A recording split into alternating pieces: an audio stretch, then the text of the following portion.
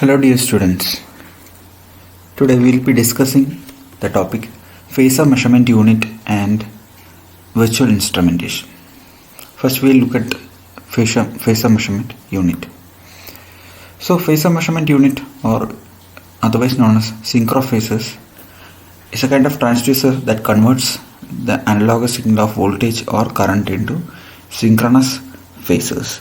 So we have already seen in the first year lectures that you can convert your voltages and currents in the form of, or represent them in the form of phasors. So these phasors can be compared if they are on the same frequency scale, but the important thing is that in order to compare two different phasors, the time reference has to be the same. So here in a phasor measurement unit we are trying to provide a common time reference so that different voltages and currents at different locations in the system can be compared. So the PMU provides synchronized data for wide area measurements. So the magnitude as well as the angle of all the measurements, power measurements in the sense voltage as well as current measurements are available, can be made available at different locations simultaneously. And you are able to measure almost 30 times per second, more than that. So such kind of measurements are available, and such frequency of measurements are available, and you are able to obtain the magnitude as well as angle of all the measurements that we conduct, including voltage as well as current at different locations of the grid. Now this is a sinusoidal signal which is defined as xm cos omega t plus phi, and this can be converted into a phasor form with the magnitude, this is the RMS value as well as the angle. Okay, so this is the exponential form and this is the trigonometric form. So in this way you are able to represent the signal in a phasor form. Now once you know the magnitude and angle, you are able to represent that in the form of phasor. We all know that phasor is a rotating reference frame. So the voltages and the currents will be rotating in a common reference frame, and if the time reference is common for all the voltages and currents, these can be compared. Suppose I have we are considering cosine voltage as a reference, so this is a dotted line is a reference, and with respect to the reference, this particular signal is shifted by angle phi. Okay, suppose this particular signal is shifted by an angle phi. So in that case, if this is your point of time t is equal to 0, and if you are trying to represent this cosine signal, so that can be represented like this. Okay, this particular cosine signal is lagging behind this reference, so I am considering this as a reference and this reference by an angle phi, so you can represent this like this. Suppose I have another signal, okay, another signal which is leading this particular reference. So here the cosine signal is leading this particular signal, so I can get a signal like this somewhere here. So these two can be compared. Suppose this angle is some psi. So in that case, the total angular difference between these two signals can be phi plus psi. So in that way you are able to get the difference, provided you have a common time reference. So here this is the common time reference that we are talking about, and we make use of PMU to generate or provide a common time reference for different signals which are available using a common method. And if the sinusoidal, if the waveform that we analyze is not a pure sine wave, then we consider the fundamental frequency component as to the phasor representation, and we calculate the phasors from the sampled data using a method which is known as discrete Fourier transform, which will be learned later in the future semesters. And this concept of sampling also will be learned later maybe in the next semester. Now in modern PMUs, we make use of GPS satellite signals to obtain the time reference. So you will have 24 satellites provided, which are in 6 geosynchronous locations or paths, and they will be providing at least three satellites will be available for each PMU at a time, and they will be providing 1 pulse per second to this PMU phasor measurement unit. And the accuracy of this particular GPS pulse is better than 1 microsecond. That is, it will be always accurate within the limits of 1 microsecond. And for a 60 Hz system, this corresponds to almost 0.02 degrees.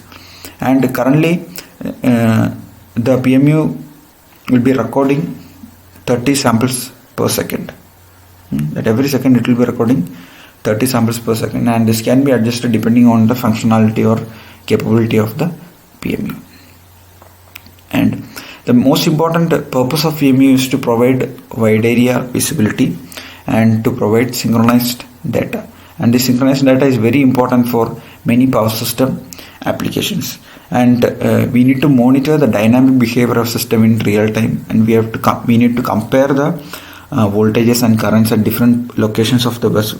And with the analysis that is done and with the data that is received, we are able to give more clear-cut information regarding the dynamic behavior or the real-time behavior of the system. Now this is an example. So we have 2 substations which are at different locations, say which is kept apart around 50 kilometers or 100 kilometers. So you have 2 PMUs provided, and these PMUs will be providing a phasor signal. Okay, so these phasor signals, suppose the phasor signal of the first one is this and the second one is this. So this, on a common time frame, this can be compared. So you can say that the first phasor is leading the second phasor. Since you always assume an anti-clockwise rotation for phasors, you can say that the second one is lagging the first one. So in that way, you can compare between different points in the system. If you have such a product available, which is in the form of phasor measurement unit, and this is another larger system where you have 4 PMUs connected, and depending on the position of your voltage signal, that is the phase of the voltage signal, the different phases will be leading or lagging with respect to the reference. Okay, so here you have a lagging phasor, this is a reference phasor, and you have 2 leading phases. So depending on that, you can say that you have voltages at different angles. Okay, so this will be V angle minus phi, some voltage lagging. So this will be a reference signal V angle 0. So this is lagging V angle, this is leading, this is V angle phi, and this is also some V angle psi. So in that way, you can say that all the magnitudes at different buses are available, and you are able to analyze the system in a better manner. Now coming to the block diagram of GPS. Now we need to measure the voltages and currents. So that is done with the help of CT as well as PT. So the secondary of the CT and PT will be connected to the anti-aliasing filters. Now the purpose of anti-aliasing filter is to restrict the bandwidth of the signal to satisfy the sampling theorem. And the sampling theorem will be learned later. Sampling theorem states that in order to reconstruct a signal after sampling, the sampling frequency must be greater than twice the maximum frequency of the signal which is to be sampled. So this particular theorem is known as Nyquist sampling theorem, which will be learned later. So in order to satisfy this theorem, you will be restricting the bandwidth of this particular incoming signal. Bandwidth in the sense the frequency components that are available in that signal in order to reconstruct the signal in a better manner. So we are more concentrated towards the fundamental frequency component. So we will be trying to reduce the bandwidth of or restrict the bandwidth of the incoming signal. So that is done using anti-aliasing filters. Now you have a global positioning system or GPS, which is a satellite-based navigation system, which will be providing information about location as well as time, irrespective of any kind of weather conditions. So it consists of a network of 24 satellites, which will be orbiting in 6 geosynchronous orbits, and almost 4 satellites will be visible at any point on the Earth's surface. And this GPS transmitter or GPS receiver will be obtaining the time information from the satellites which are available. So that time information is used as the reference time, and this reference time is provided by the GPS satellites. Now you have a phase lock oscillator. So the purpose of phase lock oscillator is to divide the pulse that is received. So you will be receiving suppose you are receiving 1 pulse per second, but you are sampling at the rate of 30 samples per second. You need 30 samples per second. So the purpose of the phase lock loop or oscillator is to divide the 1 pulse per second signal that is coming from the GPS to required number of pulses per second for sampling. So this is the main purpose of phase lock oscillator. So these pulses will be separated.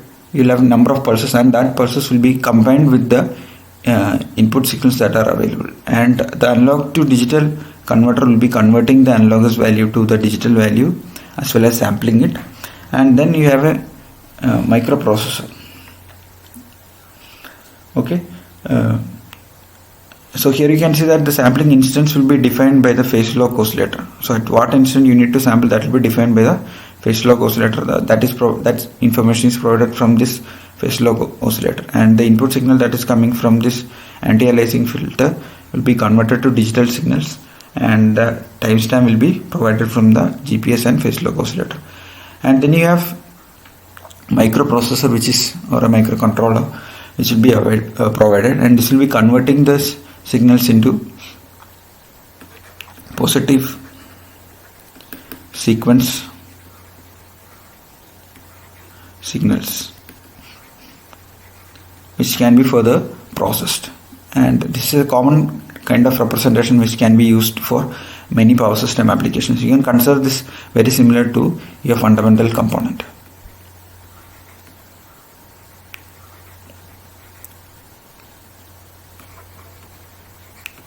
So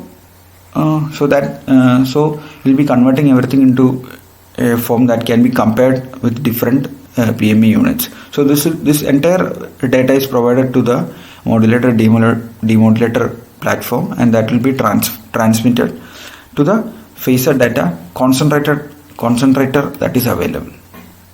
So you'll have number of PMUs, and the signals will be received from the Phasor data concentrator and collator. So this will be combining all the data of PMU together, and you can view the data from different PMUs at a single location. This can be considered something like our control unit, where the entire grid is being controlled. Okay, so at that point you are able to view the entire image of your system. And once you get the data, that can be used for control and protection functions as well as for saving it to the database. And you can use you have many applications with respect to that data that is received. Now this is an example of PMU that is in application in USA. So here you can see that you have number of buses, number of points where your PMU is connected, and these are also named depending on the convention that is used there. So this green line shows the interconnections, power flows, and at this dot line you will be having the PMUs, and these PMUs will be collecting the information at that point and will be transferring to the common Phasor data concentrator. And here you can see that the different signals are being compared. You have a single Phasor diagram here, and all the phases are being represented, almost that almost 12 phases are here, all are being represented on a single reference, and you can compare between different phases, your voltage as well as the magnitudes as well as the phase angles, both are available, so this can be compared. Now the applications include wide area visualization, which we have already seen in an example, and frequency monitoring and the stability control, voltage monitoring, state estimation, and resource integration, failure detection, oscillation monitoring, and then you have a number of offline applications also, and these all applications will be familiar to you once you come across your power system subject, because unless you go through the power system you may not be able to appreciate the applications of this PMU. So for the time being you can understand that it has wide applications and it is mostly used in power system measurements. Now we'll be moving on to virtual instrumentation systems. So virtual instrumentation system is a kind of customizable software, and it uses a modular measurement unit, which is a hardware, to create user-defined measurement systems. So it works very similar to a conventional measuring system. The only thing is that it has a computer and all the processing is being done in the computer, and depending on the capability of the computer you can improve the speed as well as accuracy of your processing, your resolution of your processing, etc. And it has an application software which is user friendly, and hardware, or in the case of plug-in boards, which can be used as input devices which receives the signal or the measurement, and driver software which will be coordinating all these devices. So you have a computer available, and you have the software which is embedded into the computer, and then you have the hardware which is a plug-in type. So this all comes together to or combines to form a virtual instrument. So this particular virtual instrument can perform all the functions of a normal instrument.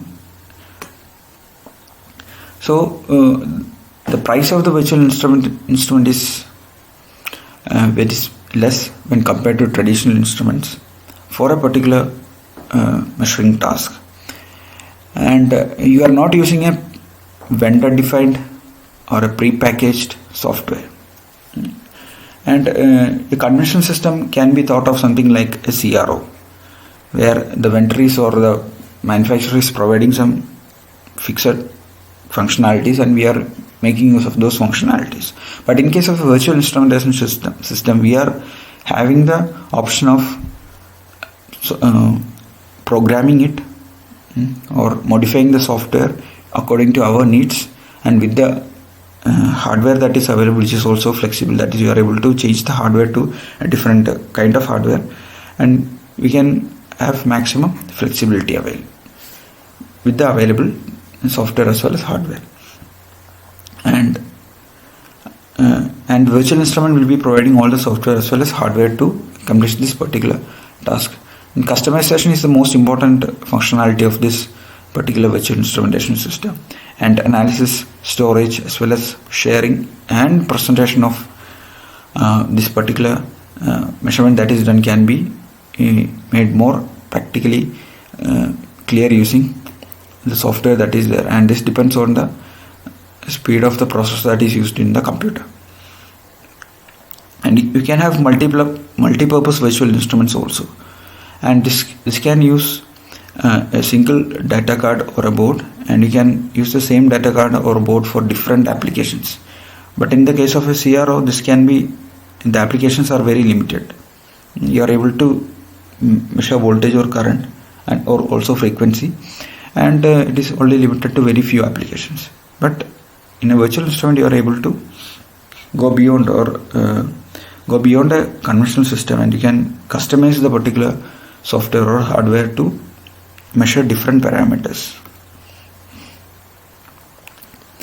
Now we'll just compare between a traditional instrument and a virtual instrument. In a traditional instrument, you are having everything embedded in a single unit, and the user interface is fixed, just like the knobs in the CRO. Then you have a software or a processor which is also embedded, and a firmware is also provided. Firmware in the sense of software which will be used to exclusively run the hardware which is there. An example for firmware is the mouse software which is embedded into the computer. So that particular software will be used to run only the or work only the mouse which is there. So in that way, a firmware will be also provided in a traditional instrument. And then you have peripheral component interface bus, which will be interfacing between these hardwares as well as different software systems. Then you will have a measurement subsystem which will be getting the supply, which will be getting the input signals, and then you have a power supply. And this is your traditional instrument. And in a virtual instrumentation software platform, you will have a processor which will be having a software which is customizable. So the user can customize the software, and you have a user interface which is also flexible in nature. Then you have again the bus also will be available. You will have a modular hardware. In the sense you will have a number of hardwares which can be plugged in, which will be modular in nature, and a shared power supply also will be there. So here modularity as well as flexibility is the most important advantage of a virtual instrument when compared to a traditional instrument.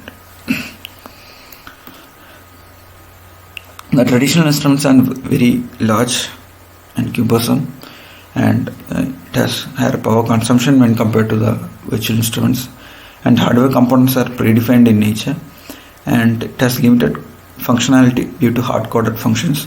That is, almost all the functions will be fixed, and within the limits of the manufacturer specification you need to do all the measuring process, and if required you need recalibration also.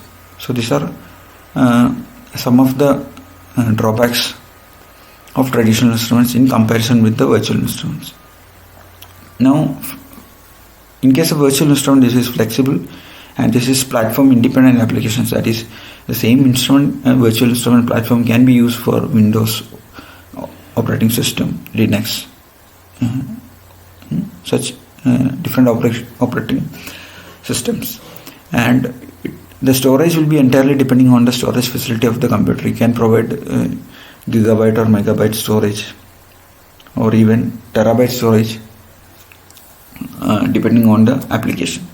And in case of CROs or DSOs, the storage facility will be limited depending on the storage which is provided by the vendor. But in case of computers, you can even extend the storage also, and the display will be more clearer, and resolutions will be better in a computer, and you are able to view the signals in a better manner. And the cost is also lower. We'll have lower cost depending on all these applications. Measurement cost will be lower, hardware and software cost, system specific time cost, that is the time that is required to get this output out of the signal, out of this particular instrument, and setup and configuration cost, application software development cost. Since you are able to use the same set of software as well as hardware for different applications or different measuring processes, the cost split up will be reduced. The entire cost of the system will be reduced, since you are using it for a long-term application, and you will be using this particular hardware or software, customizing it, and you will be using it. And LabVIEW is an example of this particular kind of virtual instrumentation, which is developed by a company which is known as VI Systems. And this LabVIEW, so this is an example for temperature monitoring. So VI front panel. So here you can have knobs. This is a user interface. These knobs can be adjusted, and you have a on-off switch here, and you have all the options which are available on the screen itself. So the signal is also available. The signal can be seen on the screen also. It's a virtual virtual screen. So this is a screenshot which is taken from a screen of the computer. Okay, so this particular screen gives an indication about the functionality, how the virtual instrumentation can be done. And the software part, it will be very similar to the coding that you do, or it can be even graphical interface also. In case of VI panels or VI instruments, they'll be making use of graphical user interface GUI kind of formats to get the coding, the functionality behind the software. So that can also be done. So in that way you are developing a panel which can be very similar to the actual system. And now actual measuring system. Now here we are making use of temperature monitoring. Now using the same computer and the softwares which are available, and just you can make use of the hardware also there. By just making use of different hardware, you'll be capable of measuring a different parameter. You can measure voltages with the same setup just by using a different code. In that way you are able to customize the entire measuring processes, and you can also store the entire data very efficiently as well as effectively. So these are some of the advantages which are given in case of virtual instrumentation systems. So thank you so much.